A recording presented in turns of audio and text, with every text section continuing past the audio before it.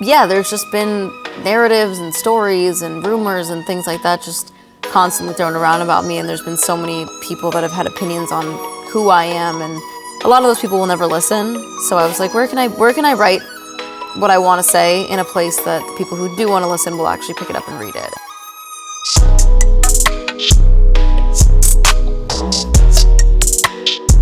Hi, I'm Nick, and I'm joined by Madison Beer for the latest in Enemies in Conversation series.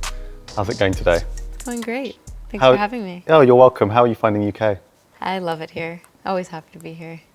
Does it feel different to LA? Is there any kind of vibe change? I mean, it's a drastic vibe change, but I am from New York, so it's like more comparable. Even though I'm from Long Island, I'm a bit of a poser. I'm not from Manhattan, but it's similar enough to Manhattan that it feels, homey here. Comfortable. Yeah, it does. Your album Silence Between Songs came out in September. What's the response been like from fans? It's been really interesting. I think it's like very different from my debut album, which has been super cool. But it's been awesome to see how certain songs that are so personal to me have affected people, and the people who are listening in their own right. It's really cool. It's the coolest thing about music to me. As you say, it is a different sound from Life Support. How would you say your sound's developed since then? I think it's definitely different. I think the thing with me is I love so many different types of music, and I'm just a music lover and consumer all around, and there's no genre really that I'm, put off by. I'm really interested in all types of music. So I don't know necessarily that I would say this is where my sound is now. This is just like another side of me, and a side that I really wanted to showcase. Maybe you could call it more mature, more serious, more heartfelt, versus Life Support, if you listen to them both back to back, less produced, maybe more like we use a lot of live instruments versus Pro Tools and Logic and have you what. But yeah, I don't know. I feel like this is just another side of the coin, and there's so many other sides that I want to showcase in the future and just continue to make music that I love at the time. Because yeah, who's to say what the next body? This isn't like, to say this is what it's always going to sound like. Yeah, it's not like you've reached final destination. You're kind Exactly. of at an early point in your journey, I guess. Yeah. What were your main musical inspirations when you were making this album? So yeah, like this album in particular had completely different musical inspirations than my first one. Mainly, honestly, we were listening to a lot of Beach Boys, Beatles, the Zombies.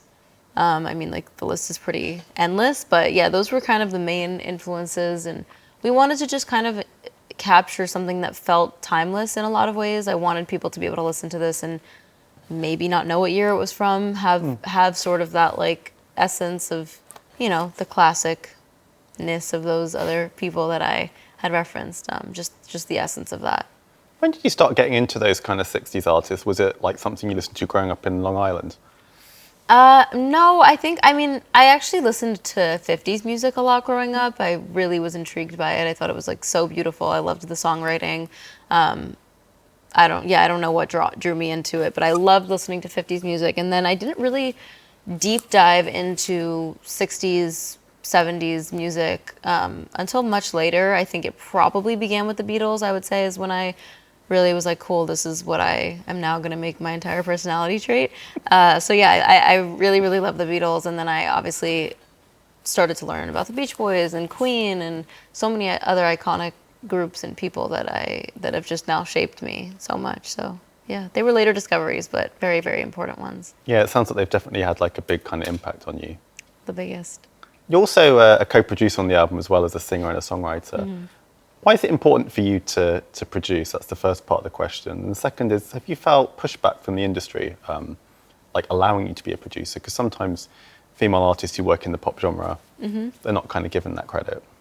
Yeah, I think that to answer the first part of the question, I felt it was really important to produce because, first of all, I found an amazing producer who was willing to give me that collaboration and that title, which is rare, and that kind of also answers the second half. I don't know, he's such a generous, awesome person, and he's so not egotistical, and I think that is a thing that you run into a lot, especially if you're making an album with big people. They will sometimes be like, no, I did everything, even if there was contributions made. And he's just such an amazing collaborator, and I'm talking about Leroy Clampett. And yeah, he was just like, you produced this album with me. Like, I never would go to him and be like, hey, I want production credit. Just because that is his role in my eyes, like that is what he does. He was the one who was like, you produced the album alongside me, which is just so cool. And I'm very appreciative of that. And we have like other producers who worked on it, like Tim Summers, who goes by One Love, and he's amazing. And they're both just, them two really have allowed me to flourish as an artist and as a producer and be a part of every process and like, yeah, not be afraid to ask for credit or like to be recognized for those things. And I do think the industry has pushback, and I think a lot of that is like power dynamics and stuff. I know for me and a lot of other women, we feel intimidated to ask. We don't feel like we are worthy. It's something that's been ingrained in a lot of people, and specifically women producers and stuff. So hopefully things are changing soon. I guess the problem is, as you say, it's a business, so you've got the power aspect and then the financial aspect. People don't want to give up a share of their cut, I guess, unless they absolutely have to. Totally. And I do think there is a thing where, you know, sometimes you'll find a pitched song, for example, which if anyone doesn't like know what that is technically, is people will write a song, produce it, they'll make it, and they'll basically just pitch it to an artist. If the artist likes it, they'll record it and release it. And a lot of times you'll see an artist take a cut of the writing, even if they didn't write on it, which I think has maybe made the production thing harder to get, because they're like, you already take a cut of the writing when you sometimes don't even write the song. I'm not also going to give you a cut of the production. You know what I mean? So I think that maybe has had things to do with it. I don't know. I think there's a lot. It's multifaceted things that have perpetuated this sort of like, you know, I don't know, back and forth dance, like who's worthy of what. But that's why I really like love sticking with the people that I work with, because we're so all in this together, collaborating. We have the same goal. We just want to make music we're proud of. And it really isn't at the end of the day about like who gets what and what's the percentages and stuff. That's not really how we work, which is lovely. Yeah, I guess when there's that trust between your collaborators, you can actually be properly creative. Absolutely. It's very important to me. Do you tend to make most of your songs from start to finish in the studio, or do you come in with, you know, like melodies, lyrics, maybe even production ideas beforehand? It's definitely a mixture of both. I don't think it's like one way or the other. There's times where I've been like, hey, I had a dream about this idea or this song or these chords, and melody came to me in my sleep, literally. But there are other times where we just kind of sit on a piano, pick up a guitar, basically just throw darts at a wall until something sticks. And it can be like grueling as well. There's days where we will spend hours and hours on an idea just to end up not liking it. Like, it's not all just because I work with the same people, we get in this like groove that we just can pump out like songs. It's still very much so a work in progress, which is the fun of it. It's really exciting, and it makes you appreciate the ones that do stick a lot more. So you do have days you're like, oh my God, nothing's happening today. Oh yeah, for sure. Definitely. We all have this like common ground understanding where we'll look at each other around like 8 p.m. and we're like, let's wrap it up and go home. Yeah, like it's not happening. There's no point. Nothing's happening today. One of the most beautiful songs on the album is Ryder, which you wrote for your brother.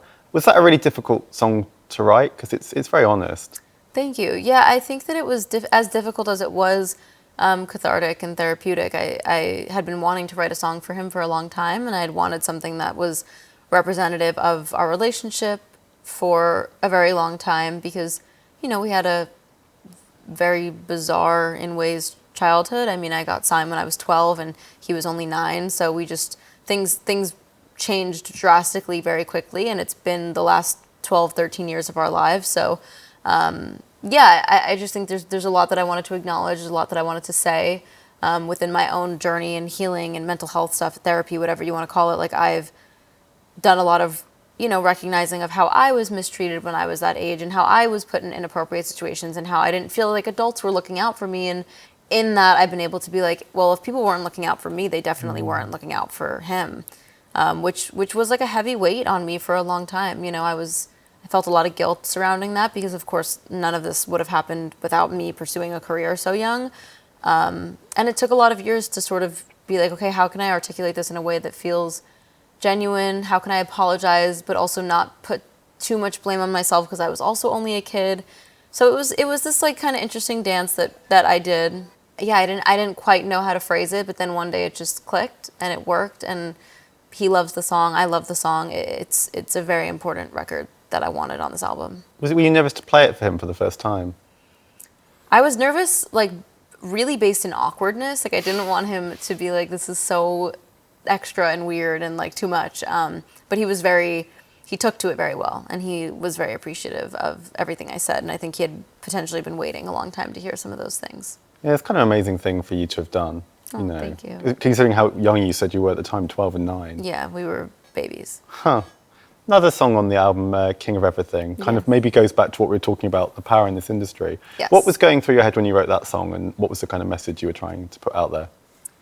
That song was written, that's one of the oldest songs on the album. That song was written, though, I guess, yeah, like just like mainly about male power in the industry and how there's such a, there's a few topics, honestly, with that song. There's the direct relationship that I've had with, you know, few people, many people who are those men in positions of power that I feel have maybe abused their power, or they've been not great with it. I don't quite know how to say it, but yeah, you know, things that I've seen and I've been through that I just sort of turned my head at a bit, that now I'm older, I'm like, that's crazy. But then also, you know, growing up around so many like successful businessmen and, you know, big celebrities and billionaire managers or whatever it is, and seeing how like truly lonely a lot of those people were, and how you could kind of have all the success and money and whatever it is in the world, and if you're a miserable person, you're going to be miserable no matter what. And it was pretty eye-opening to me, and it was something I always recognized. So yeah, in the least harsh way possible, we wrote King of Everything. And yeah, it's just, I don't know, I think there's a lot of lines in there that are important, like whether it's the line about how, you know, like the view from the top like isn't what you thought it would have been. I think that line means a lot to me, because it's not just about this one, you know, King of Everything character that we created. It's really kind of also the idea that there's, in my opinion, a lot more to life to chase and be happy about than those things of like money and power and greed and the things that I think a lot of people sort of think that they want. But I think there's things like love and empathy and kindness and connection and relationships that are just like so much more fulfilling. And I think that gets eye rolls sometimes, because people are like, yeah, sure, you make money. It's easy for you to say that. But I think that like the level that I'm referring to in King of Everything is really those like 0.1% wealthy, successful business. I just see like the ultimate, when I see the line of like, you know, the view from the top would be different. I see someone in this like the biggest house you've ever seen, all by themselves in a stone cold bed that they like lay alone in. And I think that, yeah, it can be idolized in ways by a lot of people, and I think that there's just more to life than that. No, absolutely. Yeah. I mean, it's wild in a way that you've been in the industry for 12 years. That's half your life. Yeah. The same amount of time I've been in the industry, I wasn't in the industry prior. Crazy. I mean, this is such a big question. I imagine the answer is in loads of ways. But how have you changed in that time, would you say, both as a person and an artist? Just completely. It's just, yeah, I mean, like I obviously from 12 to 24 have changed, I hope, significantly. I've learned so much, so I think that like I can reflect now on so much that's happened, and there are still memories and times that maybe like leave a bad taste in my mouth and make me think back and be like, oh, that's, you know, not great. But it's all shaped me. It's life, literally. We all go through things and times and years that aren't the best, that aren't great. And yeah, I don't know. I think that there's just a lot to be said of like coming out kind of on the other side of it. And also now knowing that like who knows what the next 12 years of my life will bring. It's been such a crazy roller coaster, the past. So it's excitement. I feel a lot of gratitude. I feel excited, and I feel like I've changed a lot.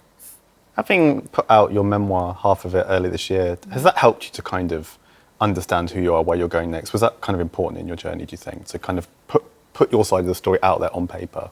Yeah, I think that writing my memoir was like just, it helped me in ways I didn't anticipate. Like I didn't realize writing the book and writing the album at the same time would actually like push me to write about certain things, like my song At Your Worst, or Ryder even, like definitely wouldn't have been a thing without the book being written at the same time, I don't think, which was super interesting to me. And yeah, I mean, I thought that it was time that I told my story through my own lens. I think that, you know, being in, I hate like the spotlight, but like that's the term that we use, being in the spotlight, yeah, there's just been narratives and stories and rumors and things like that just constantly thrown around about me. And there's been so many people that have had opinions on who I am and what I am and, you know, what my character is without ever meeting me, whatever, things like that. And a lot of those people will never listen. So I was like, where can I write what I want to say in a place that the people who do want to listen will actually pick it up and read it. And I think that there are, a lot of people that want to know the truth, that they want to seek out what is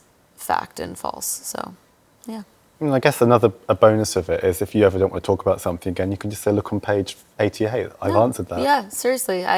I see actually to this day a lot of comments where someone will say something negative about me and one of my fans will respond like, read her book, read this chapter. And I think that that's so awesome. Great response. Did you kind of want to clear up misconceptions about you in the book? Or do you kind of, are you at the point now where you don't want to be thinking about what people think about you because you've had so much of that? Now that the book is out, it's like I closed it. I said everything I needed to say. If you read the book and afterwards you still want to have like judgments and whatever, I can't change your mind. Like that's fine.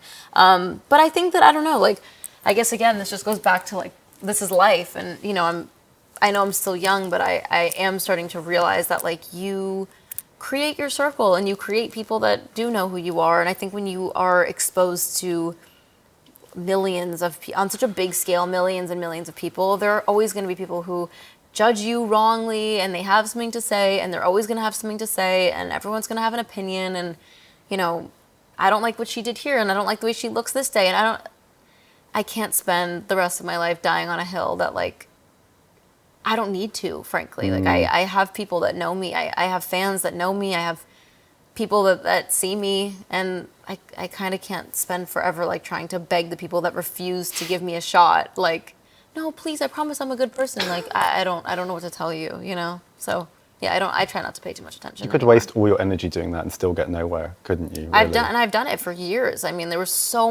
being a 17, 18, 19, however old, but specifically being a teenage girl and having like what feels like everyone on the internet have the wrong idea of you and judge you and spread rumors about you. I mean, like, we all felt in high school what it was like to like have a rumor go around the school about you. Imagine how it feels having the whole internet have something go around about you or just say negative things, and there's just endless like a streamline of hate and mean comments. It's extremely difficult to grapple with. It's extremely difficult. So I've just spent a lot of years just trying to figure out like, okay, this is something, if I'm going to continue pursuing this career, this is something that I'm going to have to accept and be okay with, even though I don't think it's okay. And I am very big on explaining to everybody that like your words do matter. You should take them seriously, and you shouldn't just, say things because you think that you're safe behind a keyboard. I think that that's total bullshit. Being someone in my position, I have to accept that people aren't going to just suddenly change and wake up and be like, oh, I'm never going to leave a hate comment again. And I have to figure out what I can do to be okay with that. And I think what the answer is that I have to love the person I am, and then kind of feel like no one can mess with that. Yeah, what kind of personal strategies and safeguards do you put in place for your mental health when you are, really busy promoting an album and dealing with comments? Yeah, I think I just have to kind of ask myself the logical question of like, is what you're doing good for you right now? When I'm sitting and scrolling aimlessly for 30 minutes and all of a sudden I'm like, my brain hurts. Why am I reading thousands and thousands of hate comments about myself? Like, I don't know. If one of my friends was doing that, I would take their phone out of their hand so quickly that I have to do the same thing for myself. I have to be able to be like, no, this is bad. Like, discipline myself and be like, I'm not engaging. Like, I disengage simply, So yeah, that's like my strategy. That's what I do. I try to protect myself, protect my peace, because I do get bothered by it. And that's something that I'm like very much so okay with admitting. And I think a lot of people and artists and whatever, they'll try to, and maybe they don't get affected by it. Maybe I'm just an outlier, but a lot of people will say like, it doesn't bother me and whatever. It is bothersome. And I do get affected by people saying negative things about me, and I get my feelings hurt very easily. I'm a sensitive person. So I don't engage. I just shut it off. I know who I am. So, yeah. What do you do to unwind? I'm a big bath person, so I definitely can be caught in a bath most hours of the day. With your phone not in a different room, or? If my phone is not producing something toxic, I can have my phone. That's okay. But there are times where I'm lucky that I have a television above my bathtub at my house, which is epic, I know. And yeah, I think that's usually when I won't have my phone. I'll just like put on some silly dating show, ideally. But when I'm staying at a hotel, like now, I'll usually just, have my phone, my laptop, whatever. What are you proudest of in your career so far? It's a slightly cheesy question, I know. No, I love it. I think we should always be proud of our accomplishments. I am very proud of my last tour, and I'm excited to go on tour again. Yeah, because there is another one coming up. There is, yes. What can we expect from the live show? That's a really good question that I don't have all the answers to. I'm figuring that out now because my last show was, I had 2 dancers and I had like a lot of visuals, props. And I don't know, I think that this album and the music that I'm also making right now, which I, to be honest, am trying to release another project of some kind prior to the tour, which is very ambitious. So I don't know if it's going to actually happen, but I would love to release like whether it's an EP or a deluxe version with more songs. So that maybe is coming.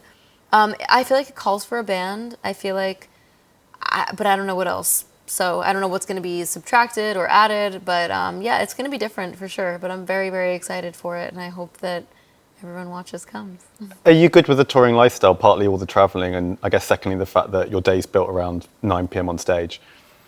I am in a lot of ways. I think that I learned so much on my last tour. Like I didn't have many off days, didn't have many off hours. I was kind of always like my schedule was pretty much constantly filled, and by the middle of my tour I was over it in a lot of ways. Like I wasn't over the shows. The shows were the best part of the day, and from 9 to 10:30 I was on cloud 9, but the rest of the day was taking a huge toll on me, and I was just like exhausted mentally, physically, wasn't getting enough sleep because you're on a bumpy bus and I don't sleep well on it, and just there was just a lot of factors that really exhausted me that made the most fun part of my life not fun. Yeah, but I think I just learned a lot. Like I really didn't have any alone time in my last tour, which was just overwhelming, overstimulating. I don't know. I know what I need, so I'm going into it excited, and I feel like I'm going to be able to sustain a lot better. Do you have a bath on your tour bus? Sadly, they don't. The technology is not quite there yet, or maybe I just don't have the budget for that yet. But I don't have I don't have a bath, but I do have a shower, which is, I'll take what I can get. Hot water. I think it just does. Maybe it's because I'm a Pisces. I don't know, but it does something to me. It helps me calm down a lot. So, yeah. I think I'll work on the bath on the bus, though. I asked because when you mentioned bath earlier, I remember reading an article where Dolly Parton says she's got a tiny bath on her tour bus. So maybe if you could borrow hers. That's impressive because usually like it's a tank of water that's underneath the bus, and honestly like I had to time my showers on the bus, like they couldn't be longer than 3 minutes. Like I was like had to be in and out. Because the tank will run out, and I mean the last thing you want is like to be halfway shampooed and then all of a sudden there's no water in the bus. So I would like time it perfectly every time, so I never had to deal with that. Sometimes the water would get really cold though, which that wasn't fun. So she must have a big water tank under her bus. I feel like her bath will be like a big sink. I don't think it's going to be like a luxurious tub. Sure. But still, it's kind of amazing. No, definitely. I'll take that. I'll take a big sink. In the UK, we also know you did a big dance collaboration a few years ago with Jax Jones and Martin Solveig. Is that something you'd want to do again? It seems very different to the sound that you have at the moment, but you mentioned that you're always kind of developing. So would you be open to that kind of thing again? Like I said, I love all music. So yeah, I would definitely be open to that. I think there's so many awesome DJs and, I don't know what you would categorize it as, but like electronic, EDM, whatever it is. I love all types of music. I would love to do something like that again. And people loved that song. Yeah, it was a huge hit here. Yeah, so I would love that. Is there anyone who's particularly on your top of your wish list for collaborations? Paul McCartney is top on my wish list for collaborations, but yeah, that's all I'll say because everyone else I'm actually trying to work on. But Paul, if you're watching this, hit me up. You haven't ever met him? No. I don't think I'll like live to see the next day if I meet him. You never know while you're in London you could bump into him. Yep. And I will die on the spot. Last question again, it's a cheesy one. When people hear the name Madison Beer, what do you want them to think? Like what do you want to pop into their head? Oh gosh, I hate that because whatever does pop in their head, I hope they can erase and rewrite. Because it's never anything I would want. But I don't know, I hope maybe like seems like a sweet girl who I like her music, and yeah, that's honestly about it. That's all I want in this life is sweet girl, like her music. That's it. And to meet Paul McCartney. Yes, and she really wants to meet Paul McCartney. Yeah, thanks so much for your time. It's a pleasure. Thank you. Thank you.